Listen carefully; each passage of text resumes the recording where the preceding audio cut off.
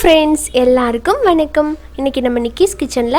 சூப்பரான கார சட்னி எப்படி பண்றதுன்னு பார்க்கலாம் கார சட்னினாலே நம்ம எல்லாருக்குமே ரொம்ப பிடிக்கும் ஏனா இட்லி தோசை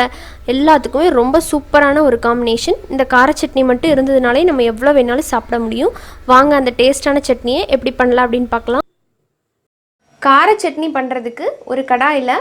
நல்லெண்ணெய் கொஞ்சமா சேர்க்கிறேன் 1 டேபிள்ஸ்பூன் ஃபர்ஸ்ட் சேர்த்துக்கலாம்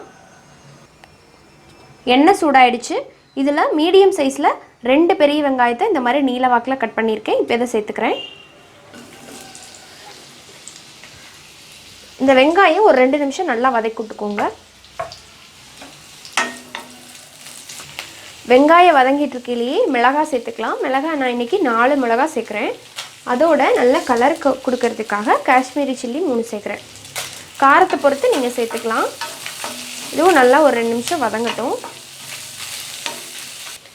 இதோட பொடி பொடியா கட் பண்ண 3 பெரிய பல்லு பூண்டு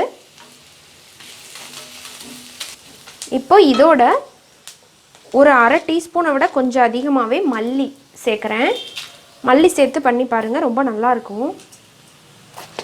இப்போ இதையும் நல்லா வதக்கி விட்டுக்கலாம் இப்போ இதோட பொடிசா கட் பண்ண 2 பெரிய தக்காளி மீடியம் சைஸ் இருக்கும் இதையும் சேர்த்துட்டு நல்லா மசிஞ்சு வர்ற அளவுக்கு வதக்கி விட்டுக்கலாம் லைட்டா நீங்க உப்பு சேர்த்தீங்கன்னா சீக்கிரமா மசிஞ்சிடும்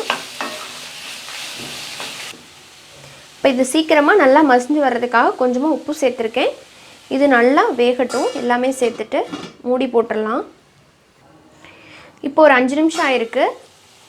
பாருங்க தக்காளி நல்லா மசிஞ்சு வந்து நல்லா வெந்திருச்சு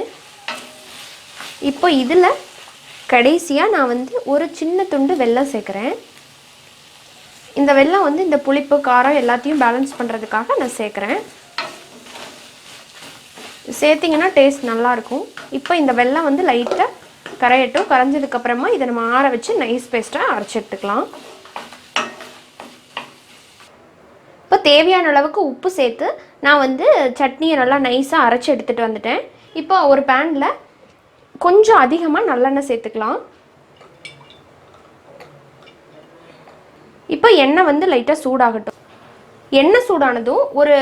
1/2 டீஸ்பூன் போல கடுகு உளுத்தம் பருப்பு சேர்த்துக்கலாம் கடுகு வெடிக்கட்டும் இப்போ நான் சொல்ற இந்த மெத்தட்ல நீங்க ஃபாலோ பண்ணீங்க அப்படினா கார சட்னி பண்ணி வெச்சுக்கிட்டீங்கன்னா ஒரு வாரத்துல இருந்து 2 வாரம் வரைக்கும் உங்களுக்கு கெட்டு போகாது ஃப்ரிட்ஜ்ல வச்சுக்கிட்டீங்கன்னா அப்பப்ப தேவைங்கறப்ப எடுத்து பயன்படுத்திக்கலாம் ரொம்ப டேஸ்டாவும் இருக்கும் கடுகு வெடிச்சிருச்சு இப்போ இதல கருவேப்பிலையை சேர்த்தறலாம் கருவேப்பிலை வந்து நல்லா பொரிஞ்சறணும் அதுல அந்த ஈரப்பதம் இருக்க கூடாது இப்போ இதல நம்ம அரைச்சு வச்சிருக்கிற சட்னியை சேர்த்தறலாம்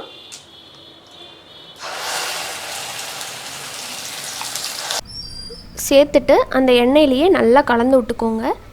இப்போ அந்த சட்னியில் இருக்கிற ஈரப்பதம் அதாவது தக்காளியில் வெங்காயத்தில் எல்லாத்துலேயுமே ஈரப்பதம் இருக்கு இல்லைங்களா அதெல்லாம் போயிட்டு எண்ணெய் நல்லா பிரிஞ்சு வரும் அது வரைக்கும் நம்ம இதே மாதிரி கிளறி விட்டுக்கிட்டே இருக்கணும் நீங்கள் ஒரு மாதம் வரைக்கும் கூட சட்னி கெடாமல் வச்சுக்கணும் அப்படின்னு நினச்சிங்கன்னா எண்ணெயிலேயே வந்து எண்ணெயை ஊற்றி சட்னி அரைக்கணும் அப்படி அரைச்சிட்டிங்கன்னா சுத்தமாக கெடவே கெடாது அப்படியே இருக்கும் உப்பு வந்து பார்த்து அளவா சேர்த்துக்கோங்க முதவே போட்டு அரைச்சிருக்கோம் இல்லைங்களா கொஞ்சமா சேர்த்துக்கோங்க ஏன்னா இது கொஞ்சம் சுண்டி வரும் அதுக்காக தான் இப்போ பாருங்க நல்லா கடாயில ஒட்டாம சுருண்டு வருது பாருங்க சுருண்டு எண்ணெய் எல்லாம் பிரிஞ்சு வரும்போது நம்ம இதை ஆஃப் பண்ணிடலாம் இது சரியா இருக்கும் இதை இப்போ நம்ம ஒரு பவுலுக்கு ட்ரான்ஸ்ஃபர் பண்ணிக்கலாம் நான் இன்னைக்கு கார சட்னியோட வச்சு சாப்பிட்றதுக்கு தோசை தான் செஞ்சுருக்கேன் தோசை கூட சூப்பராக இருக்கும் இட்லி கூட அதுக்கப்புறமா ரவா ரோஸ்ட் ஊத்தாப்பம் எல்லாத்து கூடயும் இந்த கார சட்னி ரொம்ப சூப்பராக போகும் நீங்களும் இதே போல் கார சட்னியை வீட்டில் ட்ரை பண்ணி பாருங்கள் ரொம்ப டேஸ்ட்டாக இருக்கும் ட்ரை பண்ணிவிட்டு எப்படி வந்துச்சுங்கிற ஃபீட்பேக்கை கமெண்ட் பண்ணுங்கள் பிடிச்சிருந்தா நம்ம சேனல் நிக்கிஸ் கிச்சனுக்கு சப்ஸ்கிரைப் பண்ணிக்கோங்க கூடவே இருக்கிற பெல் சிம்பலையும் கிளிக் பண்ணிக்கோங்க இன்னொரு இன்ட்ரெஸ்டான வீடியோவோட உங்கள் எல்லாரையும் வந்து மீட் பண்ணுறேன் அது வரைக்கும் நன்றி வணக்கம்